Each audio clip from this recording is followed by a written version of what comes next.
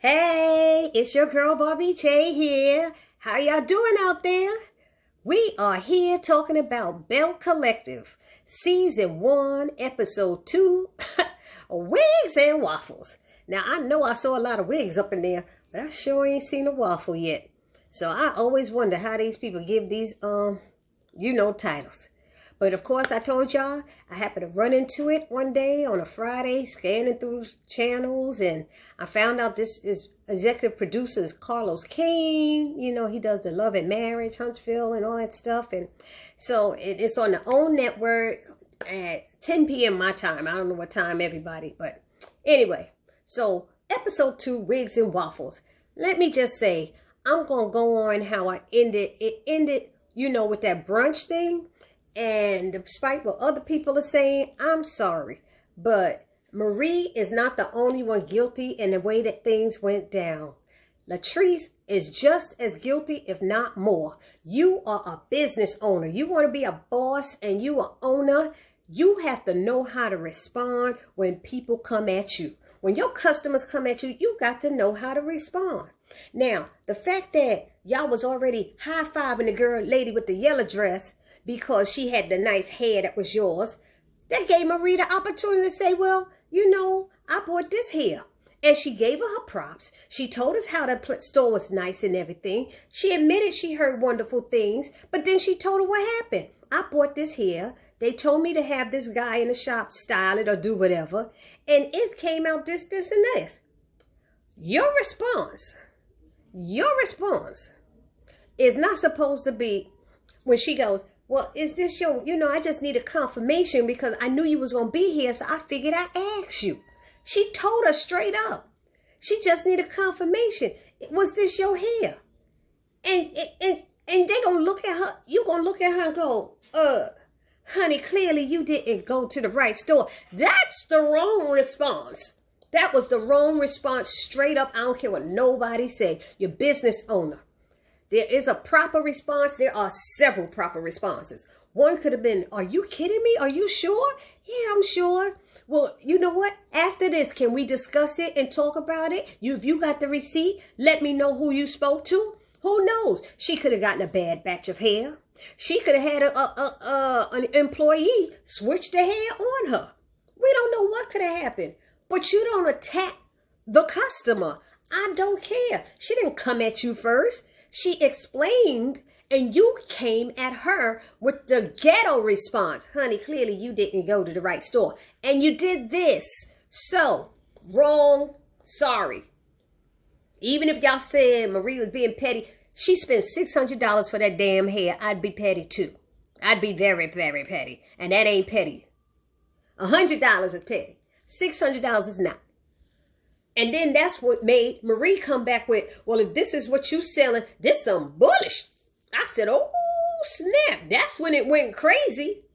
And then she responds back, when I get finished with this wig, I give it to you. That is so wrong. It's wrong. And that's why she took it to that level. That's why it went so far left, because her first response was the wrong response. And she's like, I don't need that. I was trying to support your business. There you go. She said it. Anyway. Marie told me, I'm number one. Now, Latrice, I'm number one, and I built up and that. And what Marie's putting down, I ain't picking up. What you should have been doing is listening. So that's enough of that.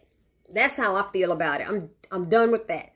So Latrice, it starts over Latrice on the phone with Melanie, her publicist, and she talking about her new hairline. And then Cliff Walk comes in, and he calls Mel beautiful. And she's like, man, let me talk to you later. And she's like, why you calling her beautiful and stuff? You calling people, why you jealous? Why you calling this other lady beautiful? But now I know why, because later on when we meet who Mel is and the girls are up and out and on display, I guess so. And she's a good looking woman too, please. But anyway, so they talking about going into business together. And he's like, well, you going to have to listen to me. And she said, what? What do you mean? She said, I have my way of doing things and stuff. She said, and I want to be treated 50-50. And he's still like, okay, but he said, then you know what? Here, I'll just invest. She said, okay, cool, give me the wallet. But that's how it should have been anyway. The fact that you got to tell your man, I want to be treated 50-50 mean there's a problem. First of all, he looked much older than her anyway. Maybe it's me. Y'all let me know down in the comment section. But I think he looked like he could be her sugar daddy. I don't know. Let me stop. Anyway, so I'm not sure about what their marriage arrangement is, but if you making your money, why you need your husband to invest? I still don't get that. Let him have his thing and you have yours, you know. And first of all, didn't she said he didn't believe in her at first and he didn't think he was going to go anywhere. And now that it's going somewhere, he want to be down. I want to be down with what you're going through. No, we ain't having that.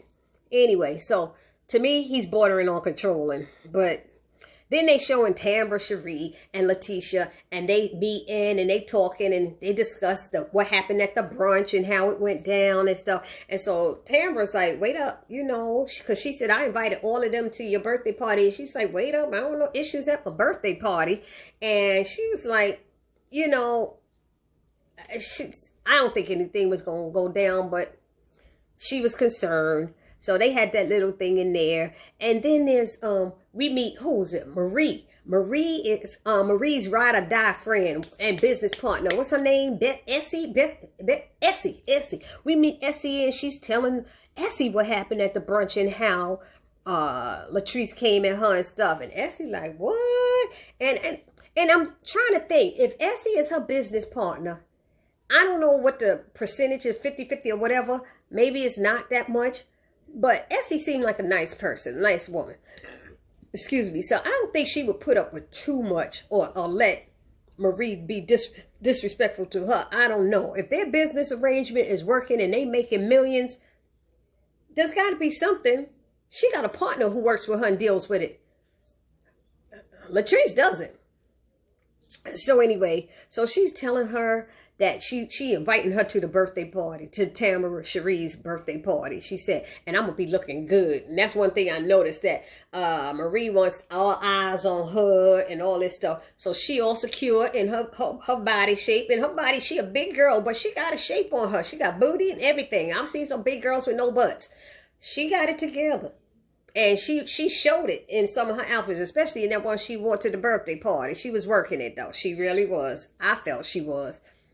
Hey, but anyway, so she's talking about, this is when we find out that they want to open up more facilities and stuff. And we hear about her mother. One of the things she was concerned about why she was doing this was because her mother was suffered from substance abuse. Right. Her mother suffered from substance abuse addiction. And she mentions how she's taking care of her grown son and her whole family. She got the cheating husband. She taking care of the grown son, her 3 grandbabies, their mamas. I said, what the hell? Who taking care of their baby mamas? Who got a grown behind son who's 20 or whatever? He a man. And he not taking care of his kids? That don't make no sense. But there got to be some kind of backstory to that. And I can't wait to hear it, because it don't make no sense why you let your... But that's how you start spoiling them. That's what them other people do with their kids. We don't be spoiling our kids. We make them work. Get your hands dirty. Anyway. So, and then he got the 3 the babies. All of them under 1. All of them under 1 years old. That means he's sticking his ding dong in anything that sneezes. 3 different babies from 3 different baby mamas in the same year. What the hell is wrong with him? See?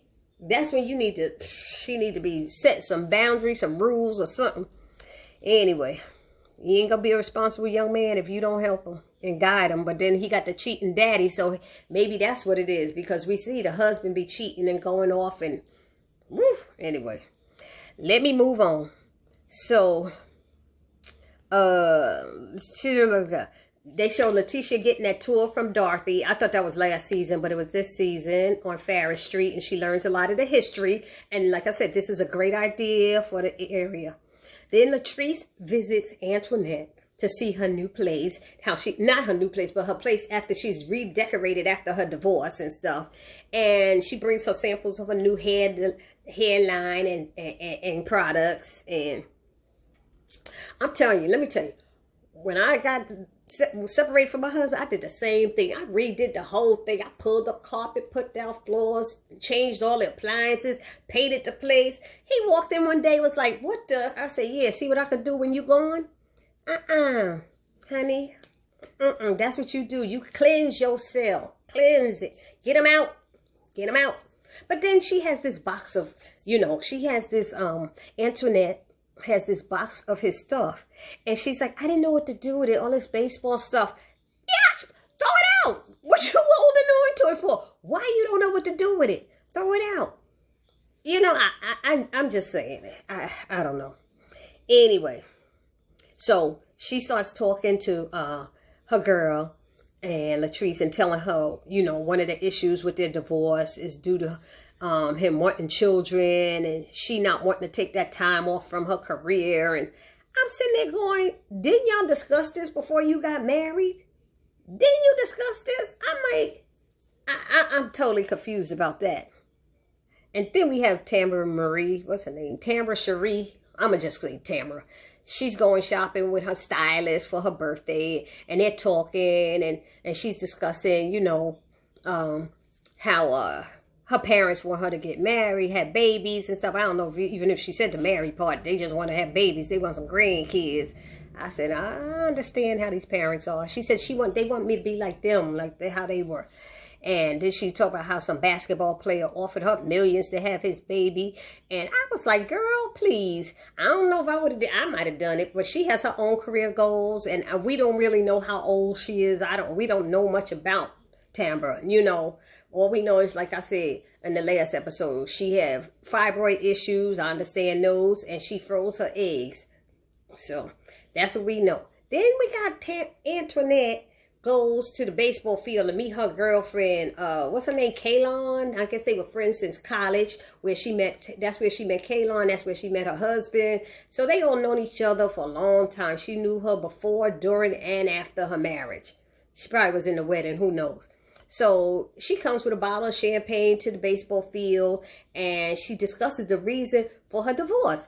And I get confused at this point, and maybe y'all did too, but one of the reasons she said she didn't want to have to raise biracial children. So, why you dating a white man then? If that's what you went through and you got teased, why you ain't with a brother? We done seen your daddy. Your daddy look like he dark as me. Why you didn't just go and get a black man? So what's the issue? You can't say, I don't want to have kids and didn't take off from work. And then in the next breath, I didn't want to have kids because they's going to be biracial, but I like dating white men. I don't understand that. She's talking about she got teased when she was younger and all this stuff. Yada, yada, yada. Times have changed. Stop it. Okay? Either have kids with the white man or marry a black man and have his kids. So, anyway. And then, what was else? So they did this whole thing at the baseball field where she hits the ball and, it's like a cleanse or something. I understand that whole symbolism of her hitting the ball and running the bases. She needs to cleanse her spirit of this man and get him out of it. She's not, knocking him out of her life or something. I don't know what it is, But she could have just saved time and threw the damn box out, like I said. You ain't had to go through all this. This scene was so unnecessary to me. It was. So then we at Tamara's party and she meets, what is it? Oh, that's when we meet Latrice's publicist. And like I said, she had the girls up and out. She seemed tall too. I think she was tall.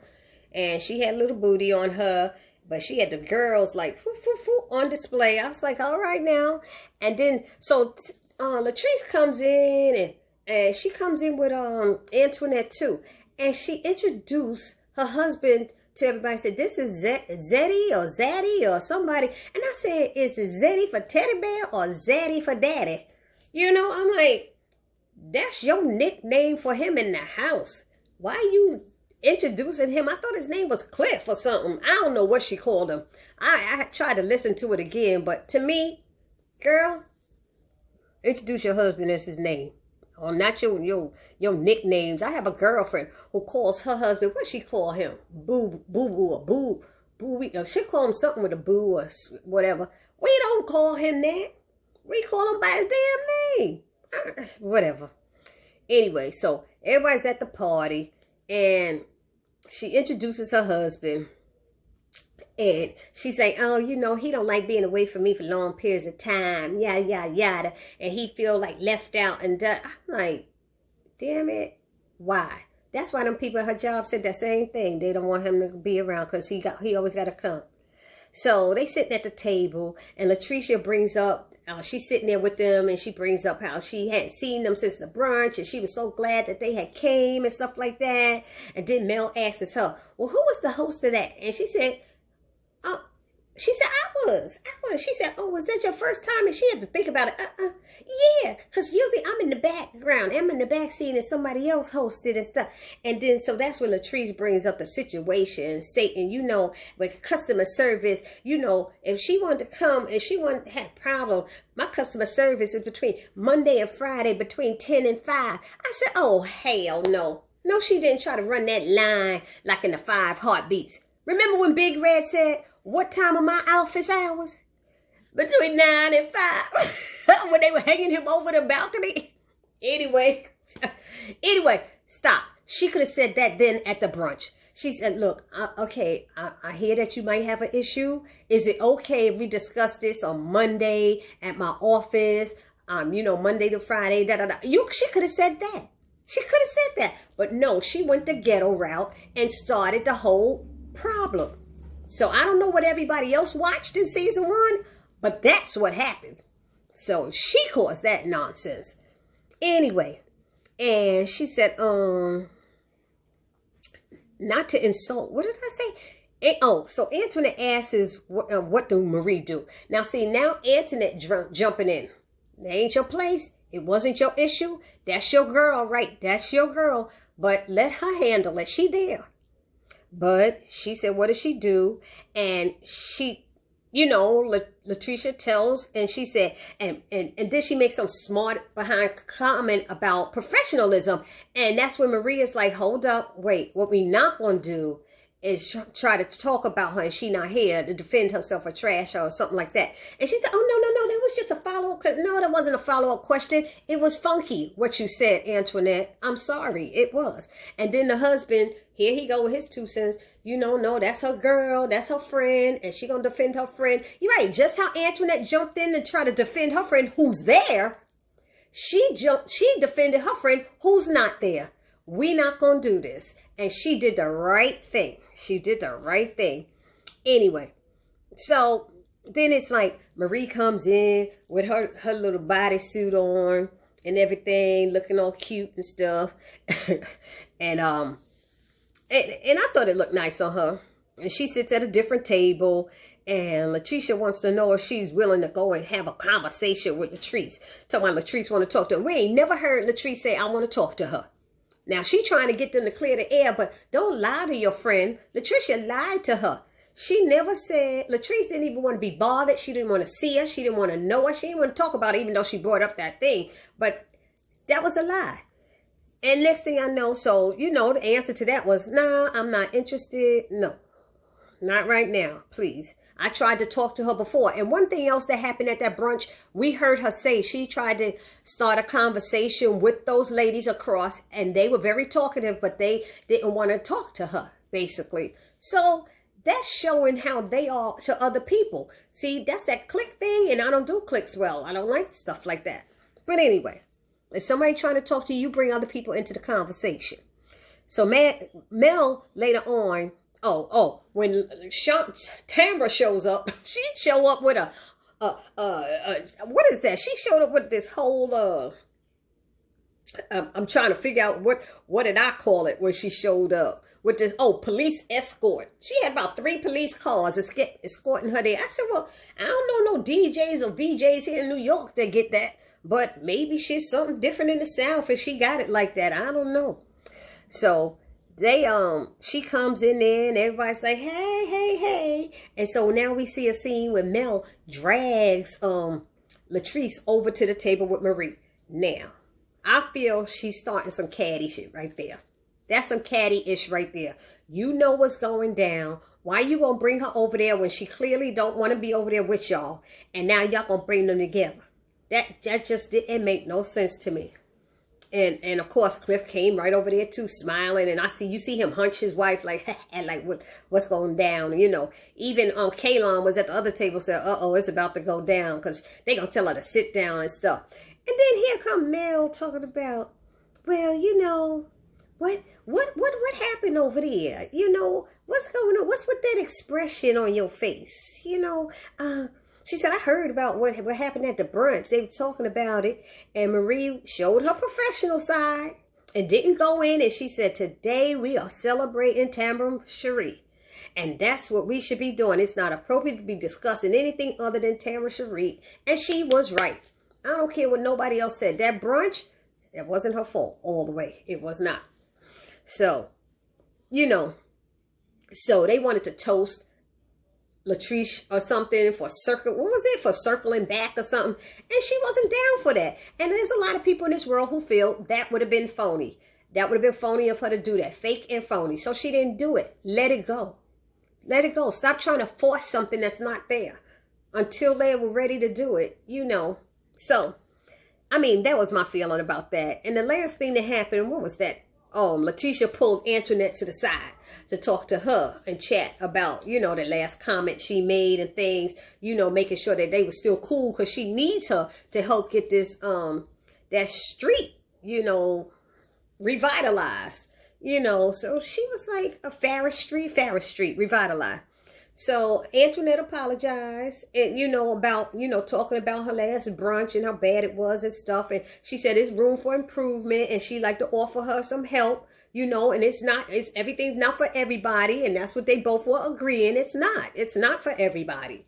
So she said, and if you ever hear anybody else say that, you know, I said it first, and I said it to you. So, you know, they not telling the truth, because I don't have a problem telling you. So that was cool. So she offered to help her. They said, okay.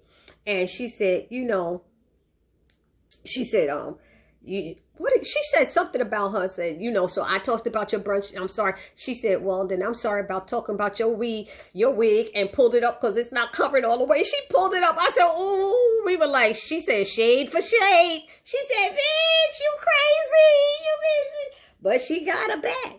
And she said in the background, that's where it came. And she said, you know what? You work on your wig and I work on my waffles. And that's how it went off. I thought that was hilarious.